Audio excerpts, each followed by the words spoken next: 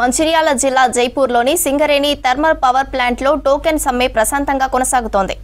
Power ప్లాంట్లో సమస్యలు వెంటనే పరిష్కరించాలని డిమాండ్ చేస్తూ సమ్మెకు పిలుపునిచ్చారు హెచ్ఎంఎస్ నాయకులు. గత రాత్రి షిఫ్ట్లో పనిచేసిన కార్మికులను బయటకు రాకుండా సిఐఎస్ఎఫ్ సిబ్బంది అడ్డుకుంటున్నారని ఆగ్రహం వ్యక్తం చేశారు హెచ్ఎంఎస్ నేతలు. ఎలాంటి అవాంఛనీయ ఘటనలు చోటు చేసుకోకుండా పటిష్ట భద్రతను ఏర్పాటు చేశారు పోలీసులు.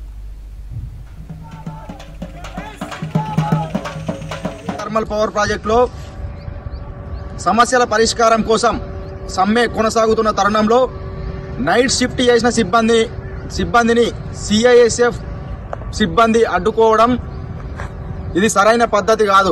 మీరు దయచేసి గేట్లు ఓపెన్ చేసి వాళ్ళని బయటికి పంపించాల్సిందిగా మేము కోరుతున్నాము. కార్మికుల యొక్క సహనాన్ని మీరు పరీక్షించకండి. కార్మికుల యొక్క సమస్యల కోసమే మేము ఈ రోజు ఈ సమ్మెకు దారితీసింది. సింగరేణి యాజమాన్యం స్పందించి సమస్యల పరిష్కారం కోసం ముందుకొస్తే ఈ పరిస్థితి ఏర్పాటు అయ్యేది కాదు. ఈ రోజు జనరల్ షిఫ్ట్ సిబ్బంది రావాలి, ఏ షిఫ్ట్ సిబ్బంది రావాలి అని అనడం కూడా ఇది వాళ్ళకి సమ్మె సైరన్ ఆల్రెడీ వచ్చేసింది. మీరు దయచేసి గేట్లు ఓపెన్ చేసి వాళ్ళని